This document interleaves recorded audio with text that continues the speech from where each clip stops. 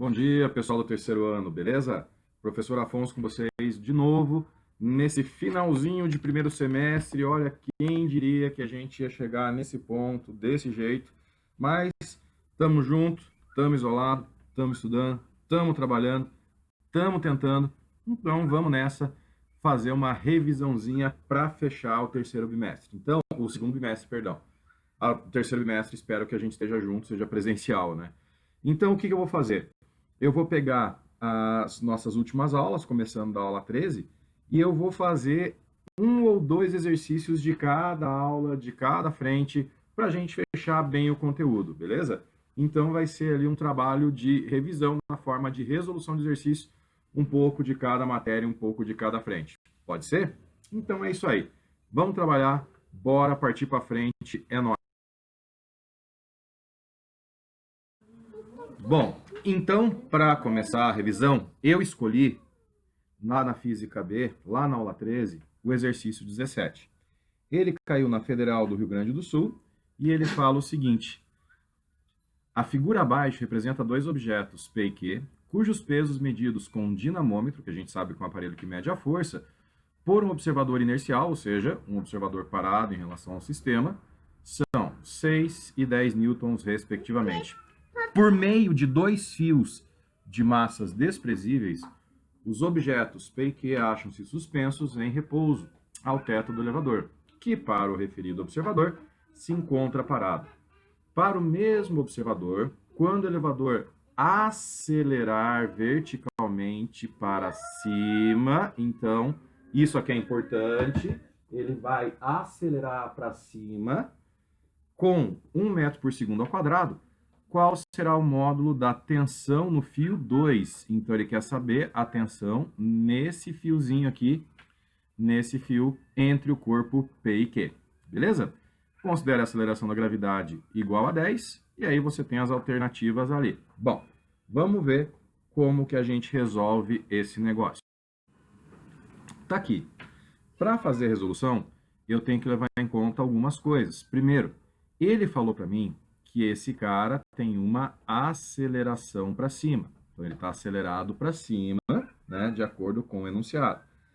Ele quer a tensão no fio 2, entre os corpos P e Q. Então, se eu analisar o corpo Q, eu vou ter o peso dele, então, o peso do corpo Q e a tensão no fio que vai sustentar esse cara, tá? Então, eu vou ter aqui a tensão. Só estou me concentrando no corpo Q, que é o mais importante. Para resolver, não vai ter segredo. Eu vou partir da segunda lei de Newton. Força resultante é igual massa vezes a aceleração. Força resultante em quem? Quem que é a força maior, gente? Qual é a força maior aqui entre esses dois caras? Então, a gente vê que a força maior sempre aponta para o mesmo lado da aceleração. Então, tração menos o peso do corpo Q vai ser igual massa do corpo Q vezes a aceleração. Então, tração menos o peso do Q é a massa dele, que é 1, vezes... Bom, se bem que ele já deu para mim, né? Ele já deu para mim o valor ali dos pesos. Então, eu já vou colocar direto 10 aqui, ó. Não vou nem esquentar a cabeça. 10 igual. Se o peso dele é 10, é porque a massa dele vai ser igual a 1 kg, certo? Vezes a aceleração do sistema na gravidade, que é 1. Então, tração menos 10 ficou igual a 1. Passa o 10 para lá. Tração no fio é igual a 10 mais 1, que vai me dar 11 newtons. Bem tranquilinho. E esse 11 newtons, de acordo com o problema, se você olhar lá no resultado, é a alternativa C. Então, pode marcar a letra C. Um exercíciozinho envolvendo tração e tal. Tem a ver com aqueles exercícios de elevador que a gente já fazia, beleza? Beleza, vamos para frente. Bom, o próximo que eu escolhi para a gente fazer, ele é lá da Física B mesmo, aula 14, então vai ali pegando tua apostila, chegando lá. é o exercício 12, que caiu lá na Federal de Santa Catarina, lá na UFSC. É um exercício que ele parece ser bobinho, mas ele já apareceu várias vezes em questões de Enem, questões de outro vestibular, que é um exercício que envolve pressão e tem alguns conceitos que a gente tem que tomar bastante cuidado para não fazer besteira. Então ele fala assim: uma pessoa comprime um lápis entre seus dedos de maneira indicada na figura. Então você está vendo ali a figurinha, pontinha do lápis, ponto A no dedão, e a traseirinha do lápis, ponto B no indicador. Adotando A como área de superfície de contato entre a ponta do lápis e o dedo polegar, e B como a área de contato entre o lápis e o dedo indicador, e admitindo-se que A seja menor do que B, nossa, como se não bastasse a figura, ele ainda explicou que as áreas ali têm diferença, A assinale as proposições corretas. Então, vamos analisar cada uma delas antes de ler, né? Vamos ler e já analisar para resolver esse negócio aí. Então, vamos lá. Antes da resolução, vamos lembrar algumas coisas. Primeiro conceito que eu quero lembrar com vocês é o conceito de pressão. Pressão é força dividido pela área. Isso quer dizer que pressão e força, do jeitão da fórmula, são diretamente proporcionais. Pressão e área são inversamente proporcionais. Traduzindo, quanto maior a força, maior a pressão. Quanto maior a área, menor a pressão. Então, isso é importante se entender. Outra coisa que a gente tem que ficar muito esperto é com relação à força. Quando eu comprimo o lápis, eu vou gerar uma força no dedão e a outra força no indicador. Só para deixar bem claro, é o mesmo lápis, então é a mesma força. Não vai ter diferença das forças. Então, a força que a ponta faz no dedão e a força que a parte de trás faz no indicador são exatamente iguais. Por quê? Porque é um lápis só. Não tem como você fazer uma força no indicador e a outra força no dedão. A força não muda. Adivinha quem muda? Aí sim, se você falou que é a pressão, você está correto. O que a gente tem que entender? Bom, se pressão é igual força sobre área e a força não pode mudar, o que acontece? Aonde eu tiver a menor área, eu vou ter a maior pressão, porque são inversamente proporcionais. Traduzindo isso para vocês, então, se eu comparar a pressão A e a pressão B, a pressão em A vai ser maior. Por que ela vai ser maior? Porque a área é menor. Então é isso que você tinha que entender para resolver esse problema. Só lembrando, unidade de pressão é força em newtons por área em metro quadrado, tá? Que é o nosso amiguinho Pascal. Mas isso é só para curiosidade para outros problemas. Então, vamos para as alternativas. 0,1. A intensidade da força do polegar sobre A é maior do que do indicador sobre B. A força é maior. Gente, falso, né? A gente já viu que não pode ser isso. A gente já viu que as forças são iguais. 2. A pressão exercida pela força do polegar sobre A é maior do que a força que o indicador faz sobre B. A pressão exercida, a pressão exercida pela força, então, fica esperto. Vamos tirar esse termo força que está confundindo, tá? Então, vamos deixar assim, A pressão exercida em A é maior do que a pressão exercida em B. Viu como ficou mais claro? Então, desse jeito, a 2 é verdadeira. 4. A pressão exercida pela força do polegar sobre A é igual sobre B. Bom, se você falou que a 2 é verdadeira, a 4 vai ter que ser falsa, porque o jeitão dela ali tá meio esquisito. 8. Pressão é sinônimo de força? Não. Força é massa vezes aceleração, pressão é força sobre área. Não tem nada a ver. 16. A pressão exercida por uma força sobre uma superfície só depende da força? Não. Depende da força e depende da área. Deu ruim essa daqui. E a 32, a intensidade da força do polegar sobre A é igual à intensidade do indicador sobre B. Então, veja, polegar sobre A tem uma força, indicador em B tem a mesma força, a intensidade, o valor é o mesmo. Então, tá certinho a 32. Portanto, pessoas, nossa soma vai dar 2 mais o 32, que deu 34. Beleza? É isso aí. Bora para frente.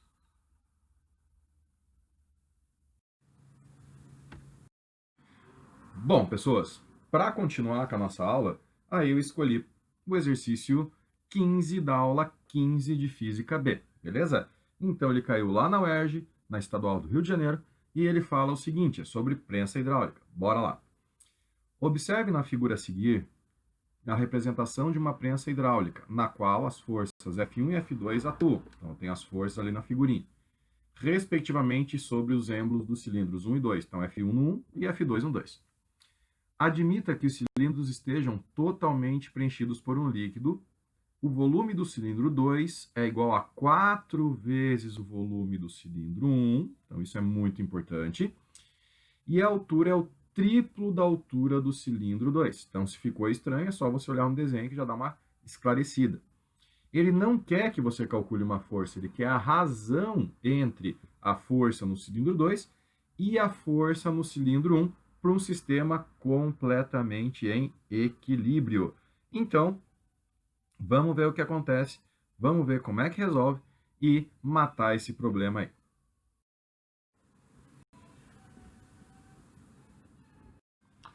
Bom, como é que eu vou resolver isso daí? A primeira coisa que eu tenho que pensar é que um pistão, ele funciona como um cilindro. Então, eu vou ter uma base, tá? Uma base normalmente circular, e essa base vai ter uma área, e esse cara vai ter uma altura, tá? Um tamanho aqui. Então, ele vai ter uma altura que eu vou chamar de H, só para deixar bonitinho. E como que eu calculo o volume de um cilindro? Volume é a área da base vezes a altura, beleza? Isso aí a gente já sabe. De acordo com o enunciado, o que ele me falou? Ele falou que o volume do segundo cilindro é igual 4 vezes o volume do primeiro, tá? Então, isso ele falou com relação a volume. Então, agora eu vou pegar e vou abrir o volume. Como que eu calculo o volume 2? Volume 2 vai ser área 2 vezes a altura 2, igual, do outro lado, 4 vezes o volume 1, que vai ser área 1 vezes a altura 1, beleza? Então, a partir de... Bom, continuando agora, ele falou para a gente também sobre a altura. Então, a área 2 vezes a altura do 2, que ele chamou simplesmente de H, que é igual 4 vezes a área 1 vezes a altura 1. Mas se você olhar para o gráfico ou para o desenho, a altura 1 é 3 vezes H. Gente, já mata um H de cada lado. Então, sobra o que para mim? Sobra que a área 2 vai ser igual 4 vezes 3, vai dar 12 vezes a área 1. E é isso que eu tenho em relação à área. Mas não acabou o problema, porque ele quer que a gente fale sobre força. O que eu sei de prensa, teorema de Pascal? Forcinha na areazinha é igual a forçona na areazona, tá? É isso que eu sei sobre prensa. Ele quer o F2 sobre o F1. Então, vou passar as áreas para frente, as forças para trás. Então, na frente fica área 2 sobre área 1 igual F2 sobre F1. E aqui eu tenho a razão que ele pediu. Ó, o F2 sobre o F1 está pronto. Quanto que vale a minha área 2? A minha área 2 eu deixei como a gente fez aqui, ó, 12 vezes a área 1. Então, 12 vezes a área 1 sobre a área 1, que vai ser igual F2 sobre F1. Corta as áreas 1, porque elas são iguais, sobra para mim, portanto, que F2 sobre F1 é igual a 12. Essa é a proporção entre as forças que eu achei. E se você analisar nas alternativas, vai ver que isso está na letra A. Pode marcar na letra A que não tem erro, beleza? Então, é isso aí. Fechamos mais um probleminha. Agora, vamos mudar um pouquinho de foco. Bom, agora a gente gente muda um pouquinho o que a gente estava fazendo e vai lá para a física D, falar no exercício, né, no exercício 13 da aula 14. Então, pega a tua apostila agora, muda lá para a física D, aula 14, o exercício 13. Não se assuste, é um exercício do ITA. Sim, vamos ver como é que funciona esse exercício de acordo com as imagens ali. Vai ser um exercício mais casca grossa, mais pesado, mas a gente consegue. Então, vamos lá. Dois estudantes se propõem a construir cada uma deles uma câmera fotográfica simples usando uma lente convergente como objetiva e colocando numa caixa fechada de modo que o filme... Olha isso aqui, gente, o filme esteja no plano focal da lente. Essa é a parte mais importante do problema, por quê? Porque ele está falando que a imagem vai se formar no foco. Bom, deixa eu terminar de ler, eu já falo isso direito com vocês. O estudante A utilizou uma lente de distância focal 4 e o B uma lente de distância focal 10 centímetros. Ambos foram testar suas câmeras fotografando o objeto situado a 1 metro de distância. Então, para os dois, o objeto estava a 1 metro, né, das suas respectivas lentes objetivas. Desprezando-se todos os outros efeitos, tais como as aberrações das lentes. Aberrações são distorções, tá? Só para você entender. O resultado da experiência foi que a foto de A estava mais em foco que a foto do B. Só um pouquinho, mas estão se matando lá. Deixa eu ver o que aconteceu. Bom, voltando, né? Então eu tinha lido a primeira, que a foto de A estava mais em foco que a de B, que ambas estavam igualmente em foco e que as imagens sempre estavam entre o filme e a lente. Bom, vamos lá, vamos ver o que acontece, vamos ver quais alternativas fazem sentido. Então, bora para frente. Bom, então para resolver isso daí, o que eu vou fazer? Eu vou pegar as informações que cada um, né, dos casos tem, lembrando-se que tá tudo aqui em centímetros. Então, eu tenho ali nos dois casos, ele falou para mim que a posição do objeto era 1 metro, então a posição do objeto é P. 1 metro eu vou transformar em 100 centímetros, só para ajeitar, tá? Para poder bater as respostas. Vou começar pelo A, pelo carinha, usando a equação de Gauss. 1 sobre foco, que é igual a 1 sobre P, mais 1 sobre posição da imagem, 1 sobre P'. O que vai acontecer? Ele deu para mim a distância focal do primeiro, que é 4 centímetros, então vai ficar 1, 4, que é igual a 1 sobre P. A posição do objeto é 1 metro ou 100 centímetros para os dois, 1 sobre 100, mais 1 sobre P'. Se eu fizer, deixa eu fazer assim, ó, P'A, porque a imagem tem que ficar no foco, então meu P'A tem que bater aqui. Se eu fizer o algebrismo necessário, se você quiser, faça esse algebrismo aí fora, a gente vai chegar na seguinte resposta. Então, fazendo a continha, resolvendo tudo bonitinho, P'A vai dar alguma coisa bem perto de... Opa! 4, deixa eu ver se eu consigo arrumar isso daqui, 4,17, tá? Segundo as contas aqui, 4,17 centímetros, beleza? Essa é a posição da imagem para o A, que seria o foco dele aqui, porque o foco tem que estar, a imagem tem que estar no foco para a imagem, para a foto ficar nítida. Para o B, eu vou fazer a mesma coisa. Então, a equação de Gauss, 1 sobre foco, que é igual a 1 sobre posição do objeto, mais 1 sobre a posição da imagem. O foco do B é 10 centímetros, então vou pôr aqui 1 sobre 10, que é igual. O P é o mesmo, 1 sobre 1 metro, que é 100 centímetros, mais 1 sobre P', o P' do B. Então, 1 sobre P' de B. Você vai fazer o algebrismo, vai fazer a conta toda, você vai achar que o P' para B vai dar alguma coisa perto de 11,1 centímetros, tá? Então, o primeiro P' tem 4,1, mais ou menos, e o outro tem 11,1. Então, vamos para as alternativas agora com base nisso. O que eu sei? Primeiro, a foto do estudante A estava mais em foco que a foto do estudante B. Bom, pessoas, O foco dele era 4, né? E ficou 4,16. A do outro era 10 e ficou 11,11. Então, o foco do B está um pouco mais deslocado. Quem está mais perto do foco realmente é o A. O A é só 0,16, o outro é 1,1 de distância. Então, essa 1 faz sentido, é verdade, tá? É uma conta louca, mas é assim. Bom, se a 1 fala que o A estava mais em foco e a 2 fala que ele estava igualmente em foco, então a 2 é falso. O 2 não tem como, tá? E a 3 fala que as imagens sempre estavam entre o filme e a lente.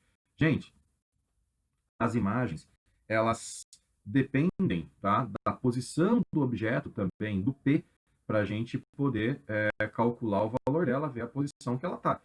Então, falar que estava sempre entre, né, o filme e a lente, não dá. Às vezes pode estar para trás, para frente, depende de onde vai estar o objeto. No caso que ele deu para a gente, 1 metro ou 6 centímetros, beleza, até dá para constar isso. Só que não.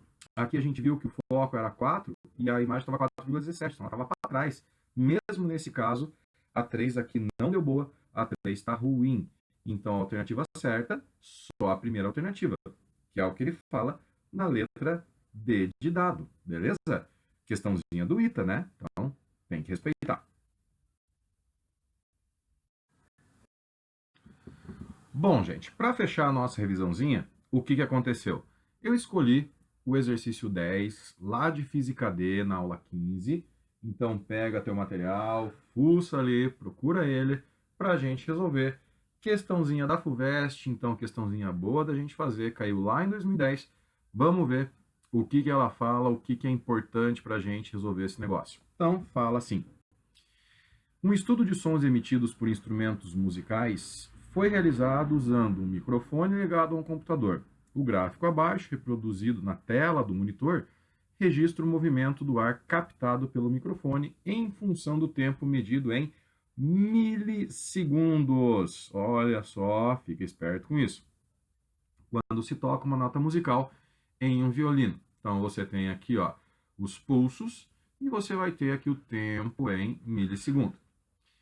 Ele te deu também uma tabela com as frequências em hertz das notas dó, ré, mi, fá, sol, lá, si, tá? Então, só até o si, não vai ter o dó de novo, porque a gente não vai trabalhar com oitavas, tá? Só aí. Aqui a FUVEST, ela foi muito gente boa, ela foi uma mãe, porque ela te deu que 1 milissegundo vale 10 a menos 3 segundos. Isso quer dizer que naquela tabelinha você não tem os tempos aqui, né, como se fosse 5 ou 10. Você tem 5 vezes 10 a menos 3. 10 vezes 10 a menos 3, por causa do prefixo mili. O prefixo mili quer dizer 10 a menos 3, beleza? Então, eles foram muito bonzinhos. Não é o comum, você tem que lembrar que mili quer dizer 10 a menos 3 ou dividido por 1000, mas aqui a FUVEST foi legal com você. Você vai ter que calcular, então, qual que vai ser a frequência para achar na tabelinha aí desse cara. Então, vamos para frente. Bom, tá aqui a tabelinha de novo. Como que a gente vai resolver, como que a gente vai fazer esse problema? Ele quer que a gente ache a frequência. E a gente já viu que frequência é o inverso do período, é o inverso do tempo. São inversamente proporcionais, frequência e período. Nada melhor para a gente, porque eu tenho uma tabelinha aqui que está mostrando para mim o valor do tempo, que é o período para a onda, e eu quero a frequência. Agora é que você tem que ficar ligado, porque a FUVEST também não é otária, e a FUVEST não deu de mão beijada isso daí para você. Qual que é o tempo? Qual que é o período? Período do quê? Tempo do quê? Da gente ter uma onda completa. Uma repetição na oscilação. Então, a gente pode pensar aqui por cima que eu vou ter uma onda completa aqui em cima, tá? Isso aqui seria uma onda, seria o lambda, o comprimento de onda. Só que aqui tá ruim da gente ver, porque eu não tenho os valores. Até dá, mas tá meio estranho. O que acontece? Eu vou partir para a parte de baixo. Então, aqui, ó, eu tenho a parte mais baixa do gráfico, tá? E aqui, basicamente, eu vou ter a repetição, ó, tá vendo? Então, a parte de baixo vai estar aqui, nesse pontinho, mais ou menos. Então, mais ou menos não, diria até que exatamente, tá? Não precisa exagerar. Se esse tamanho total tem 5 milissegundos, então aqui eu vou estar mais ou menos no 2,5 milissegundos, ou 2,5 vezes 10 na menos 3. Pronto. Feito isso, eu determinei o tempo ou o período. E agora vou calcular a minha frequência, que vai ser 1 sobre período, 1 sobre 2,5 vezes 10 na menos 3. Você vai fazer o algebrismo necessário, que não vai dar o menor trabalho, que está bem facinho, e vai achar 400 Hz. Essa é a frequência que a gente vai ter. Agora você vai para a tabela e acha quem está lá em 400 Hz. Então, olha só, o Sol ele vai de 388 até 440, tá? Então, o Lá começa em 440. O Sol vai de 388 até 440. Então, 400 Hz ainda vai estar na frequência pertencente ao Sol. Ou seja, a minha nota vai ser o Sol, o que ele fala para você na letra C. Tá joia? Ó, questão que não é difícil, mas também não é tão simples de enxergar o que tem nela, o que ela contém. Bom, gurizada, e assim foi nossa revisão. Então, boas férias, tá? Desejo que vocês possam esfriar um pouquinho a cabeça, carregar um pouquinho as baterias para voltar. Valeu a atenção, tá? A gente trabalhou duro para trazer tudo para vocês, a gente está aí na correria, porque o sucesso de vocês é o nosso sucesso. E se tudo der certo, o quanto antes, até a volta. Vamos torcer para estar tudo melhor, tudo mais tranquilo, tá bom? Beijo para vocês, sucesso é o que eu desejo para vocês. Então, tá aqui, ó, Afonso para vocês. Beijo, se cuidem, até a volta. Tchau.